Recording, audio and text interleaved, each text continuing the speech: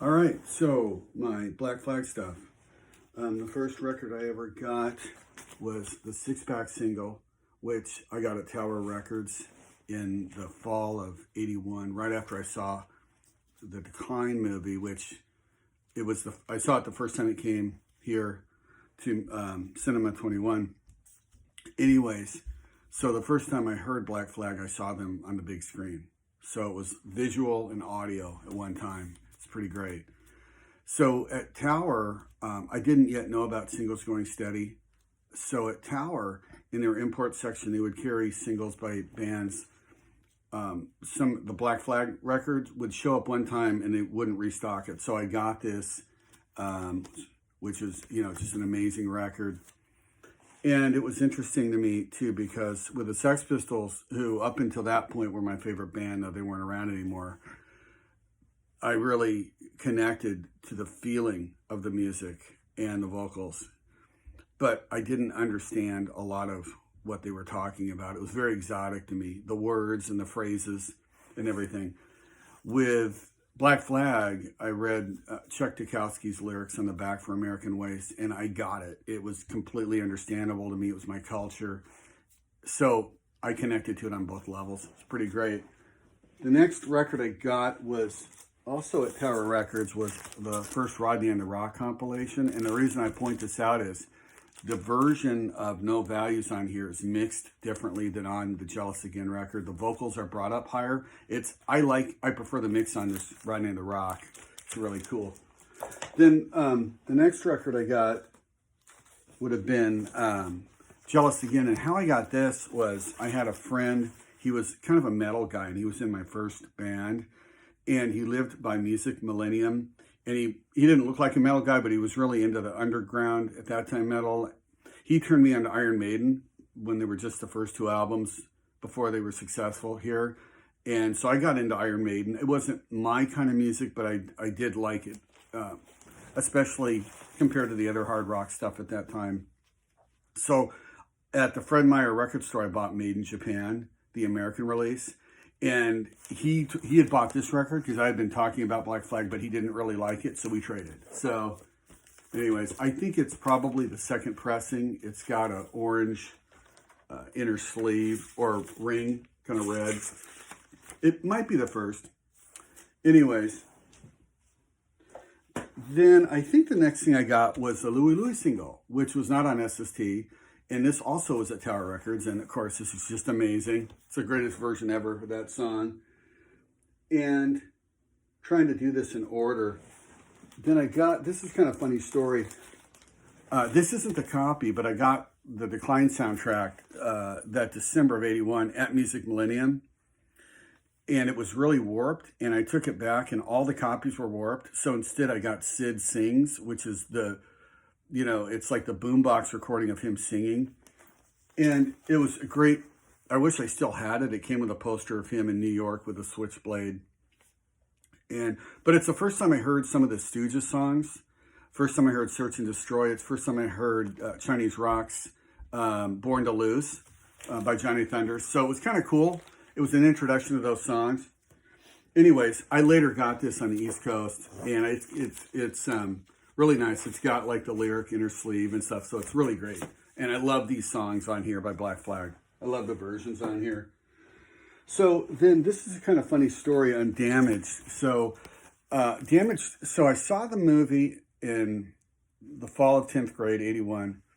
I got the Six Pack single, I got the Rodney and the Rock compilation, and the Jealous Again record. And right at around that time, Damage came out. And this was in Tower. And the one with the sticker covering the RCA label and the quote from the executive at RCA. So the reason I didn't buy it was I found a magazine in downtown Portland called New York Rocker. And they did a big interview with Black Flag. They'd just gotten back from Europe and had that experience there. And I kind of didn't like the look of Black Flag at that time. So I put off buying the record. And I walked by it every day. So then I saw them that summer on the Damage tour at the Met, and I was blown away.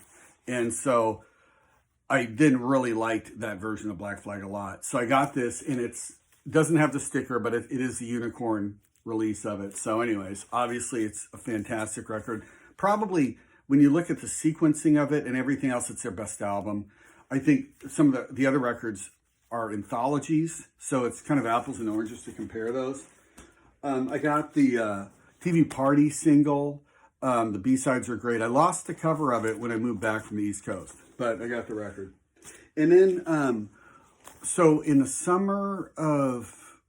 spring of 82, or must have been, before 11th grade, a friend of mine told me about Singles Going Steady. And it was before it moved to across the street from Powell's. Anyways, the first record I got there was this, Group Sex and Holiday in Cambodia. So it was really, that was one of the best musical days of my life. So then also have the European version of Damaged, and in addition to having Louie Louie, the reason it's really interesting is that it's a different mix. It sounds different, so very cool. And then so I got this the day, I remember the first day I saw it at the store. At this point, Singles Going Steady had moved to across from Powell's Book, as I recall it. Anyways, so it's the copy with their name and logo blacked out. And then I got, of course, you know, the first pressing of My War with the misprint on the back, the songs not being in order, slip it in. And, you know, these would come with their catalogs, you know, like this. But this is cool. This came with like an ad for the upcoming Live 84 album, which was actually, at that time, it was only on cassette. And now, of course, it's on CD too, and probably album. All right. So then, Family Man. Loose Nut, which I really love Loose Nut. When it came out in the spring of 84, it was really close to the summer. It comes with the lyrics, which is cool, on the inner sleeve. I just was blown away by this record. It sounded like nothing I'd ever heard. It's so unique. And it's, you know, it's great songwriting. You know, Process of Weeding Out, I actually have only listened to this a couple of times. I really enjoyed their instrumentals live. On record, I don't know that it always really was conveyed well on wax, but anyways. You know, I think it was part of the process to get to their next album, which in my head is one of my favorite Black Flag albums. I think it's amazing. Love this album. I was sad they broke up. So then the live one, 10½, which was recorded in Portland. You know, the CD's got more songs. And then the bootleg called Annihilation says it's recorded in California. I think it's a Portland show, which is much better. You've got the banter between songs. You've got some extra songs like Black Coffee, which is really good, though there's a glitch in it. And then I just got this for the cover. I wish the B-side had some of the unreleased songs from that show. That would have been cool. Anyways, so then when it comes to tapes, I got the first 4 years. I lost the cover. I bought this in the 80s just because I was tired of having to pull out my singles and everything. Still works. This is a cassette fanzine called Youth Manifesto. It's got a great interview with Black Flag during the Damaged era. This is 10½ with the extra songs on it. In My Head, which it's the expanded edition. It's got the extra 3 songs on it. Out of This World, I think it's a great song. And of course on the CD it's on there. Live 84, this isn't the one I bought in the 80s. I had sold it or lost it, and so I bought it again when I was in law school. So as far as like other stuff, this is kind of cool. Black Flag you could buy their lyric sheets for like $1. So I'd order something, I'd buy the lyrics to like the Damaged lyrics. Really cool. This one's really cool, My War, because it's like a booklet, see? With Raymond Pettibone's artwork in it. It's just so neat. For $1, it's so cool. Then I got some miscellaneous, oh, here we go. The last couple tours, Greg did these newsletters. And I don't have it anymore. I had one before the In My Head tour. I wish I had that, where he talked about the band taking a break afterwards. Obviously, they ended up breaking up. This I probably got at a record store because they were probably going to throw it away, you know, promotional poster. So I love the album. I think the cover's really cool. This was a magazine. It was the first issue, kind of like a Cream magazine, but it had a great Black Flag art interview with Greg Ginn on it. And I lost the actual magazine somehow, but I got the cover. It's a really cool interview. Oh, and this is cool. So there was this kind of heavy metal magazine that had posters of more commercial bands. And this one happened to have a picture of Black Flag during the Loose Nut tour. And Lita Ford's on the back. So that's kind of a cool poster. All right, there's like a fanzine with an interview. We used to have a lot of these, but just like I probably got this from SST. They would sometimes send you extra stuff when you ordered. This is really cool. Raymond Pettibone's comic book called Captive Chains, and it's a black and white comic book. See, it's really cool. Anyways.